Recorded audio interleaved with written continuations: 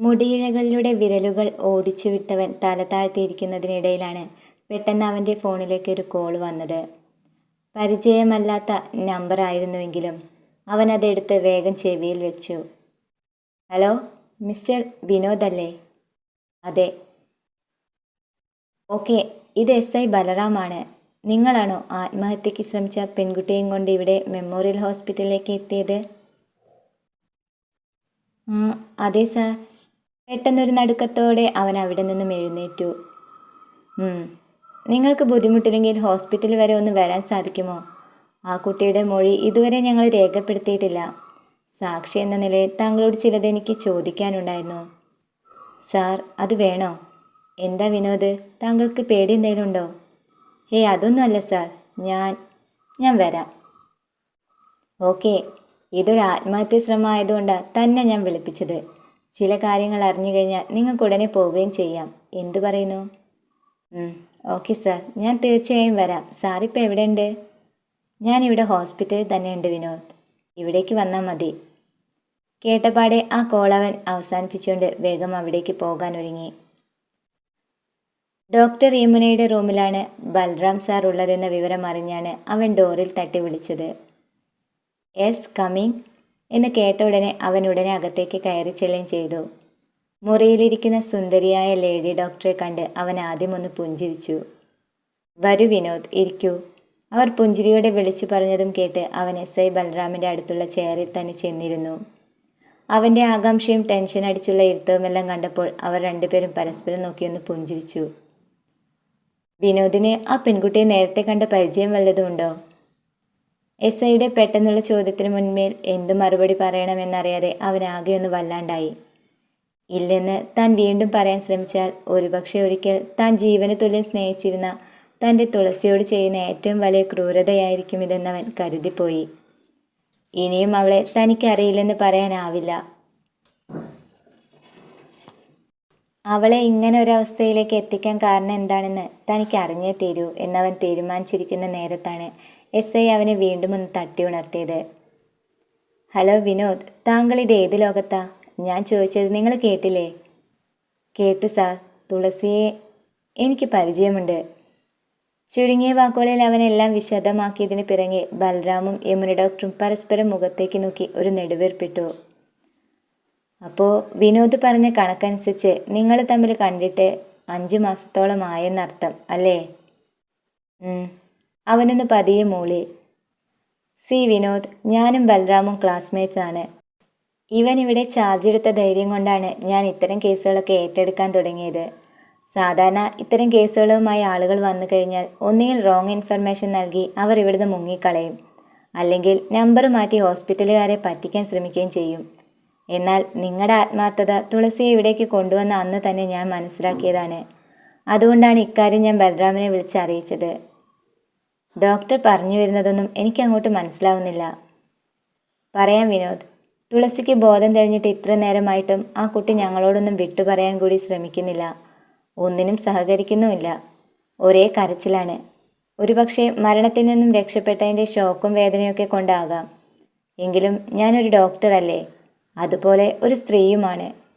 എനിക്ക് ആ കുട്ടിയെ പരിശോധിച്ചപ്പോൾ തോന്നിയത് തുളസിയുടെ ശരീരത്തിൽ ഒരുപാട് മുറിവുകൾ പറ്റിയിട്ടുണ്ടെന്നാണ്. ബ്രിഡ്ജിന് മുകളിൽ നിന്നും ചാടിയപ്പോൾ സംഭവിച്ചതാകാനാണ് സാധ്യത. എന്നാൽ അതല്ലാതെയും ഉണ്ട്. സിഗരറ്റ് കൊണ്ട് കുത്തിയ പാടുകൾ, ക്ഷതങ്ങൾ, അങ്ങനെ ചിലതൊക്കെ. പക്ഷേ ഇതിനൊന്നും ആ കുട്ടി പ്രതികരിക്കാത്തതുകൊണ്ട് ഞങ്ങൾക്കിത് കേസായി പരിഗണിക്കാനും ചില നിയമ തടസ്സങ്ങളുണ്ട് വിനോദ്. അതുകൊണ്ടാണ് ഞങ്ങൾ താങ്കളെ വിളിപ്പിച്ചത്. വിനോദ് തന്നെ ആ പെൺകുട്ടിയോട് നേരിട്ടൊന്ന് സംസാരിക്കുകയാണെങ്കിൽ ചിലപ്പോൾ കാര്യങ്ങളൊക്കെ ഒന്ന് വ്യക്തമാക്കാൻ നമുക്ക് സാധിക്കും. കേട്ടതെല്ലാം വിശ്വസിക്കാൻ കഴിയാത്തതുപോലെയാണ് ഒരു നിമിഷം അവനൊന്ന് ഇരുന്നു പോയത്. ചങ്കിലേക്ക് ആഴ്ന്നിറങ്ങിയ വേദന പോലെ അതവിടെ കിടന്ന് അവനെ കുത്തി നോവിപ്പിക്കാനും തുടങ്ങി. അപ്പോൾ അവൾക്ക് സഹിക്കാൻ കഴിയാത്ത എന്തൊക്കെയോ അവളുടെ ജീവിതത്തിൽ സംഭവിച്ചു പോയിട്ടുണ്ടെന്ന് ഉറപ്പാണ്. അതുകൊണ്ടായിരിക്കാം അവളെല്ലാം ഒരൊറ്റ നിമിഷം കൊണ്ട് അവസാനിപ്പിക്കാൻ തീരുമാനിച്ചത്.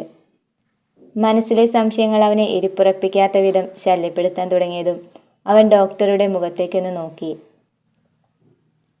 എനിക്ക് തുളസിയെ ഒന്ന് കാണണം ഡോക്ടർ. റൂം നമ്പർ 12 പേഷ്യൻറ്റിൻ്റെ അടുത്തേക്ക് അവനെയും കൂട്ടിക്കൊണ്ടു ചെന്നത് ഒരു സിസ്റ്ററായിരുന്നു. റൂം തുറന്നു കൊടുത്തുകൊണ്ട് എന്തെങ്കിലും ആവശ്യമുണ്ടെങ്കിൽ വിളിച്ചാൽ മതി എന്നൊരു പതിവ് പല്ലവിയും പറഞ്ഞുകൊണ്ട് അവർ അവിടെ നിന്ന് മാറിപ്പോയി. അകത്തേക്ക് കയറി ചെല്ലാനും അവളെ ഒന്ന് കാണാനുമൊക്കെ അവൻ്റെ കണ്ണുകളും തിടുക്കം കൂട്ടുന്നുണ്ടായിരുന്നെങ്കിലും അതിലേക്ക് നയിക്കാനായി തൻ്റെ കാലുകൾക്കെന്തോ ശക്തിയില്ലെന്നൊരു തോന്നൽ പെട്ടെന്ന് അവനെ പിറകോട്ട് തന്നെ വലിച്ചു. ഒരിക്കൽ തന്നെ ഇഷ്ടമില്ലെന്ന് അവൾ എല്ലാവരും കേൾക്കെ ഉറക്കെ വിളിച്ചു പറഞ്ഞപ്പോൾ തൻ്റെ ഇടനെഞ്ച് പൊട്ടുന്നത് അവൾ അറിയാതെ പോയിട്ടുണ്ട്. അന്നുണ്ടായ മാനക്കേടും വേദനയുമെല്ലാം അവൻ്റെ ഓർമ്മകളെ വീണ്ടും കുത്തി നോവിപ്പിക്കാൻ ശ്രമിച്ചപ്പോഴും മനസ്സ് കൈവിടാതെ അവൻ പിടിച്ചു നിൽക്കാൻ തന്നെ തീരുമാനിക്കുകയായിരുന്നു. ഇത്രയും നേരത്തിനിടയ്ക്ക് താൻ അവളെ പല പ്രാവശ്യം കണ്ടിരുന്നുവെങ്കിലും അവളുടെ നോട്ടം തന്നിലേക്ക് എത്തിപ്പെട്ടില്ലല്ലോ എന്ന ആശ്വാസമായിരുന്നു തനിക്ക് ഇതുവരെ ഉണ്ടായിരുന്നത്. എന്ന് കരുതി ഇനിയും താൻ ഒഴിഞ്ഞു മാറാൻ ശ്രമിച്ചാൽ ഒരുപക്ഷെ അവളെ കാത്തിരിക്കുന്നത് ഇതിലും വലിയൊരു ദുരന്തമായിരിക്കുമെന്നവൻ അറിയാതെയൊന്ന് ഭയന്നുപോയി. റൂമിലേക്ക് കയറിയ പാടെ അവൻ കണ്ടത് ബെഡിൽ തളർന്നു കിടന്നുറങ്ങുന്ന തുളസിയായിരുന്നു. പണ്ടത്തെ തുളസിയുടെ രൂപത്തിൽ നിന്നും അവൾക്ക് ഒരുപാട് വ്യത്യാസങ്ങൾ സംഭവിച്ചതുപോലെയാണ് അവന് തോന്നിയത്. മെലിഞ്ഞ് ക്ഷീണിച്ച് കൺതടങ്ങൾ ചുറ്റും കറുപ്പ് പടർന്നു പിടിച്ച ഒരു തരം വിഷാദം രൂപം കൊണ്ട ഭാവമായിരുന്നു അവളുടെ മുഖത്ത്. ക്ഷീണത്തോടെ ഉറങ്ങുന്നവളെ നോക്കി അവൻ അറിയാതെയൊന്ന് നിന്നു പോയെങ്കിലും പിന്നെ അവൻ പതിഞ്ഞ സ്വരത്തോടെ അവളെ ഒന്ന് വിളിച്ചു നോക്കി. തുളസി. ശരീരമാകെ മരവിപ്പനവിപ്പെട്ട് വേദനിച്ച് കിടക്കുമ്പോഴും അവൻ്റെ ആ വിളി അവൾ കേട്ടിരുന്നു. ക്ഷീണം ബാധിച്ച കണ്ണുകളോടെ അവൾ പതിയെ കൺതടങ്ങൾ തുറന്നു പിടിച്ചുകൊണ്ട് അവനെയൊന്ന് നോക്കി. ബിനുവിനെ പെട്ടെന്ന് അവിടെ വെച്ച് കണ്ട ഒരു ഞെട്ടലോടെയാണ് അവൾ അവൻ്റെ മുഖത്തു നിന്നും കണ്ണെടുക്കാതെ നോക്കി കിടന്നത്. ഒരുപാട് നാളുകൾക്ക് ശേഷമുള്ള ആ കൂടിക്കാഴ്ചയിൽ മനസ്സ് കൈവിട്ടതുപോലെ പെട്ടെന്ന് അവളുടെ കണ്ണുകളിൽ ഒരു നീർത്തിളക്കം പ്രത്യക്ഷപ്പെട്ടതും അവനിൽ നിന്നും അത് മറച്ചു വെക്കാനായവൾ വേഗം തന്നെ മുഖം തിരിച്ചു കിടന്നു. എന്നെ രക്ഷപ്പെടുത്തി കൊണ്ടുവന്നത് ഒരു ഓട്ടോറിക്ഷക്കാരനാണെന്നാണ് ഇവിടുത്തെ സിസ്റ്റർ എന്നോട് പറഞ്ഞത്. ആ ഓട്ടോ ഡ്രൈവർ നിങ്ങളായിരുന്നോ വിനുവേട്ടാ? അതെ, അവൻ ഉറച്ച ശബ്ദത്തിൽ അത് പറഞ്ഞു. കേട്ടതും അവൾ കണ്ണീരോട് തന്നെ വീണ്ടും അവൻ്റെ മുഖത്തേക്കൊന്ന് നോക്കി. എന്തിനു വേണ്ടിയായിരുന്നു വിനുവേട്ട നിങ്ങൾ എന്നെ രക്ഷിച്ച് ഇവിടേക്ക് കൂട്ടിക്കൊണ്ടുവന്നത്? മരിക്കാൻ ഉദ്ദേശിച്ച് തന്നെയായിരുന്നു ഞാൻ ആ പുഴയിലേക്ക് എടുത്തു ചാടിയത്. അതോടെ എല്ലാറ്റിനും ഒരു അവസാനം ഉണ്ടാകുമെന്ന് കരുതിയതാണ് ഞാൻ. എന്നാൽ വിനുവേട്ടൻ തന്നെ എല്ലാം നശിപ്പിച്ചു കളഞ്ഞു. എന്തിനായിരുന്നു അങ്ങനെയൊക്കെ ചെയ്തത്? എന്നെ എൻ്റെ വഴിക്ക് വിടാമായിരുന്നില്ലേ വിനുവേട്ട? വിതുമ്പൽ അടക്കി പിടിച്ചുകൊണ്ട് അവൾ അങ്ങനെയെല്ലാം പറയുന്നത് കേട്ടപ്പോൾ അവൻ്റെ മനസ്സും പെട്ടെന്ന് കൈവിട്ടതുപോലെയായി. എന്തിനാ തുളസി നീ ഇങ്ങനെ ഒരു സാഹസത്തിന് ഇറങ്ങിത്തിരിച്ചത്? അതിനു മാത്രം നിനക്ക് എന്ത് പ്രശ്നമാ ഉണ്ടായത്? സമ്പന്നനായ ഒരുത്തനെ വിവാഹം ചെയ്ത് സുഖമായി ജീവിക്കുകയായിരുന്നില്ലേ നീ? നിനക്ക് ഇങ്ങനെയൊരു കാര്യത്തിന് ഇറങ്ങിത്തിരിക്കേണ്ട ആവശ്യം എന്തായിരുന്നു? ദയവ് ചെയ്ത് എന്നോടൊന്നും ചോദിക്കരുത് വിനുവേട്ട. എനിക്കൊന്നും പറയാനില്ല. എത്രയും പെട്ടെന്ന് എനിക്ക് ഇവിടെ നിന്നും പുറത്തേക്ക് പോയാൽ മാത്രം മതി. എങ്ങോട്ട് പോകുന്ന കാര്യം നീ പറയണത്? ഇവിടെ നിന്ന് ഇറങ്ങിയാലും വീണ്ടും മരണത്തിലേക്കല്ലേ നീ എടുത്തു ചാടൂ? ഇന്ന് പുഴയിൽ ചാടിയ നീ നാളെ റെയിൽവേ ട്രാക്കിലേക്ക് എടുത്തു ചാടാൻ ശ്രമിക്കില്ലെന്ന് ആർക്കറിയാം? പെട്ടെന്ന് തൻ്റെ മുൻപിൽ ഈ വന്നു നിൽക്കുന്നത് ആ പഴയ വിനുവേട്ടനാണോ എന്ന് അവൾ ഒരു നിമിഷം സംശയിച്ചു പോയി. തെറ്റി കണ്ടാൽ വഴക്ക് പറയും തിരുത്തി തരികയൊക്കെ ചെയ്യുന്ന ആ പഴയ വിനുവേട്ടനാണെന്ന തോന്നൽ കുറച്ചു നേരത്തേക്കെങ്കിലും അവളെയൊന്ന് നിശബ്ദയാക്കി. തൻ്റെ കാര്യത്തിൽ എന്നും തന്നേക്കാൾ കരുതൽ കാണിച്ചിരുന്ന തൻ്റെ മാത്രം വിനുവേട്ടൻ. ആ വിനുവേട്ടൻ്റെ നന്മയെ കരുതിയാണ് അന്ന് താൻ ഈ ജീവിതത്തിൽ നിന്നും ഒഴിഞ്ഞു മാറിപ്പോയത്. എന്നാൽ അതൊന്നും തുറന്നു പറയാനുള്ള ധൈര്യം അന്ന് എനിക്കില്ലാതെ പോയി. ഇന്ന് അതൊക്കെ പറഞ്ഞിട്ടും പ്രയോജനവുമില്ല. പിന്നെ എന്തിനു വേണ്ടിയാ ഞാൻ ഇനിയും പ്രതീക്ഷിക്കുന്നത്? ആർക്കു വേണ്ടിയാ ഞാൻ ഇനി ജീവിക്കേണ്ടത്? ഉള്ളിൽ നിശബ്ദമായവൾ തേങ്ങിക്കരയുന്നത് അവൻ അറിയാതെ എന്തൊക്കെയോ വീണ്ടും അവളോട് സംസാരിച്ചു തുടങ്ങി. ഇന്ന് നീ എൻ്റെ വണ്ടിയിൽ വന്ന് കയറിയത് കൊണ്ടാ എനിക്ക് നിന്നെ രക്ഷിക്കാൻ പറ്റിയത് തുളസി. ഇല്ലായിരുന്നെങ്കിൽ എന്താകുമായിരുന്നു സ്ഥിതി? അവൻ്റെ ചോദ്യത്തിന് അപ്പോഴും അവൾ തല താഴ്ത്തി പിടിച്ചിരിക്കുന്നത് കണ്ടപ്പോൾ തൻ്റെ സംസാരത്തിൽ അല്പം വിട്ടുവീഴ്ചയാകാമെന്ന് അവനും കരുതി. ശരി, ഇനി സംഭവിച്ചതിനെക്കുറിച്ചൊന്നും പറഞ്ഞിട്ട് കാര്യമില്ല. നിന്നെ ഇങ്ങനൊരു അവസ്ഥയിലേക്ക് എത്തിച്ചതിൻ്റെ കാരണം അറിയാനാ ഇവിടുത്തെ SI ബൽറാം സാർ എന്നെ ഇവിടേക്ക് പറഞ്ഞു വിട്ടത്. ഞാൻ അവരോടൊക്കെ എന്തുത്തരാ തുളസി നൽകേണ്ടേ? ഒരു പെൺകുട്ടിയും വെറുതെ അങ്ങനെ ജീവിതം അടുത്തുകൊണ്ട് പുഴയിലേക്ക് എടുത്തു ചാടാൻ ശ്രമിക്കില്ലല്ലോ. വിനുവേട്ടാ, നിന്നെ പരിശോധിച്ച ഡോക്ടർ എന്നോട് ചില കാര്യങ്ങളൊക്കെ പറഞ്ഞിരുന്നു. കേട്ടപ്പോൾ എനിക്ക് പെട്ടെന്ന് സഹിക്കാൻ കഴിഞ്ഞില്ലടി. ചങ്കിടറിയ സ്വരത്തോടെ അവളെ നോക്കി അവനത് പറയവേ അവളുടെ കണ്ണുകളും ആകെയൊന്ന് നിറഞ്ഞു പോയിരുന്നു.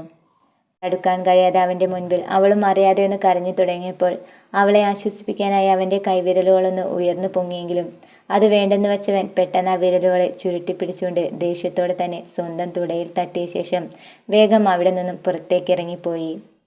തൻ്റെ ചോദ്യത്തിനുള്ള ഉത്തരമെല്ലാം അവളുടെ ആ കണ്ണുനേരെ തന്നെ ഉണ്ടെന്ന് അന്നേരം അവൻ തീർച്ചപ്പെടുത്തുകയായിരുന്നു.